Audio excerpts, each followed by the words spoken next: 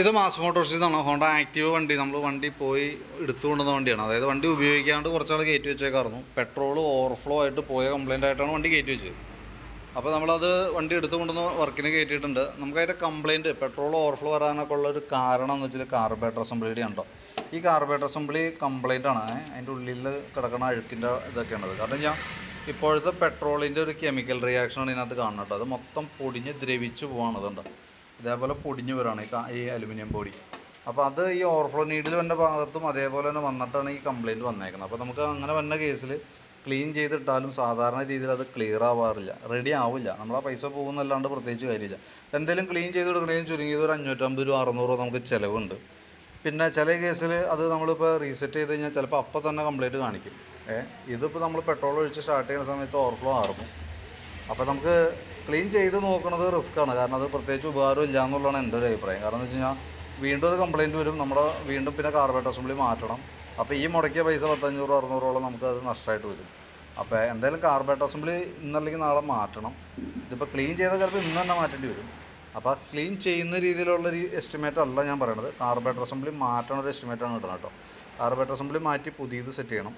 പിന്നെ അതേപോലെ തന്നെ എയർ ഫിൽറ്ററൊക്കെ ഒന്നാമത് ഡ്യൂപ്ലിക്കേറ്റ് കിടക്കണം. തന്നെയല്ല പൊടി കയറി മൊത്തം ബ്ലോക്കായേക്കാണ്. ഇത് എയർ ഫിൽറ്ററിൻ്റെ തന്നെ സെക്കൻഡറി ഫിൽറ്റർ എന്നുള്ള യൂണിറ്റാണ്. അത് മൊത്തം പൊടിഞ്ഞ് ഈ ഒരു അവസ്ഥയിലേക്ക് പോയിട്ടുണ്ട്. അപ്പോൾ അത് മാറ്റിയിടണം, പ്ലഗ് മാറ്റാം. അത്രയും കേസ് മാറ്റിയിട്ട് കഴിഞ്ഞാൽ നമുക്ക് വണ്ടി സ്റ്റാർട്ടിങ് ആക്കാൻ പറ്റുള്ളൂ. പിന്നെ ടാങ്കിനകത്തും ഇതിൻ്റേതായിട്ടുള്ള പ്രോബ്ലംസ് ഉണ്ട്. ടാങ്ക് നമ്മൾ ഫുള്ളായിട്ട് അഴിച്ചൊന്ന് ക്ലീൻ ചെയ്യുന്നുണ്ട്. ഈ പെട്രോളിൻ്റെ പ്രോബ്ലം വരുന്ന സമയത്ത് അതിനകത്ത് വരുന്ന അലുമിനിയമായി ബന്ധപ്പെട്ട് വന്ന ഒട്ടുമിക്ക ഭാഗങ്ങളും ഡാമേജ് കംപ്ലയിൻറ്റ് കാണിക്കുന്നുണ്ട്. അതേപോലെ തന്നെ ഈ പെട്രോളിൻ്റെ ടാപ്പ്, ഇത് ഫ്യൂൽ കോക്കാണ്. പെട്രോൾ ടാപ്പ് ടാങ്കിൽ നിന്ന് കാർബറേറ്ററിലേക്ക് പെട്രോൾ സപ്ലൈ ചെയ്യുന്ന യൂണിറ്റാണ്.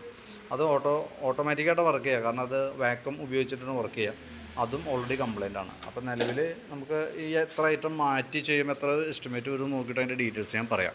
പിന്നെ വണ്ടി ഉപയോഗിക്കാണ്ടിരുന്ന് ബാറ്ററി കംപ്ലയിൻ്റ് ആണ്. സെൽഫ് എടുക്കില്ല. 2022 ബാറ്ററിയാണ്. ഫുള്ള് ഡെഡായി പോയേക്കണതാണ്. ഒരു രക്ഷയില്ലാത്തൊരു കണ്ടീഷനാണ് കേട്ടോ. കുറച്ച് പെട്രോൾ വണ്ടിയുടെ ഇതിൻ്റെ ഉള്ളിലുണ്ടായിരുന്നു. പക്ഷേ അതിൻ്റെ ഉള്ളിൽ നോക്കുമ്പോൾ അറിയാം കറക്റ്റായിട്ടൊരു വെള്ളത്തിൻ്റേതായിട്ടുള്ള പ്രസൻസ്. അത് ശരിക്കും വെള്ളമല്ല. നമ്മളിപ്പം കലക്കി കഴിയുമ്പോഴത്തേക്ക് അത് പെട്രോളിൽ മിക്സ് ആവുന്നുണ്ട്. തനി വെള്ളമാണെന്നുണ്ടെങ്കിൽ മിക്സ് ആവില്ല. ഇത് എത്തനോളിൻ്റേതായിട്ടുള്ളൊരു പ്രസൻസാണ് സംഭവം കേട്ടോ. ഇതിപ്പോൾ നിലവിൽ നമുക്ക് ഈ പെട്രോളാണ് കിട്ടാനുള്ളൂ. പിന്നെ നമുക്കിപ്പോൾ വേറെ മാർഗ്ഗമില്ല. ഇപ്പോൾ കാർബറേറ്റർ അസംബ്ലിയൊക്കെ മാറ്റിയാലും നമ്മൾ ഉപയോഗിക്കാൻ പോകുന്ന പെട്രോൾ ഇതൊക്കെ തന്നെയാണ്.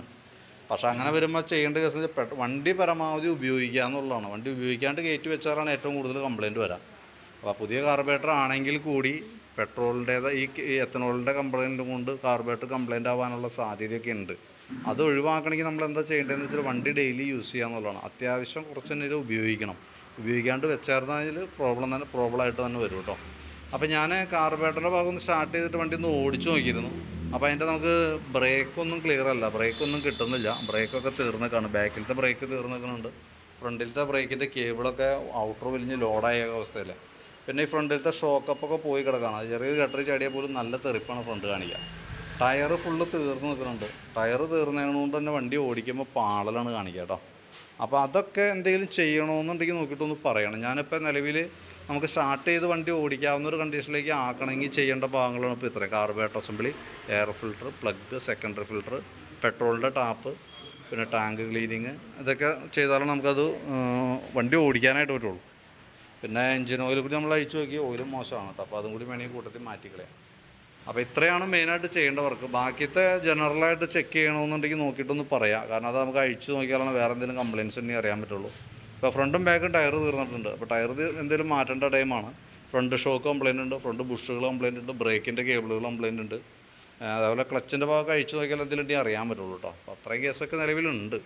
അപ്പോൾ അതൊക്കെ നോക്കണമെന്നുണ്ടെങ്കിൽ വീഡിയോ കണ്ടുകഴിയുമ്പോൾ നോക്കിയിട്ടൊന്ന് പറയാം. അപ്പോൾ അങ്ങനെയാണെന്നുണ്ടെങ്കിൽ നമുക്കതൊന്ന് അഴിച്ചു നോക്കിയിട്ട് അത്യാവശ്യം വേണ്ട വർക്കുകൾ നമുക്ക് ചെയ്യാം.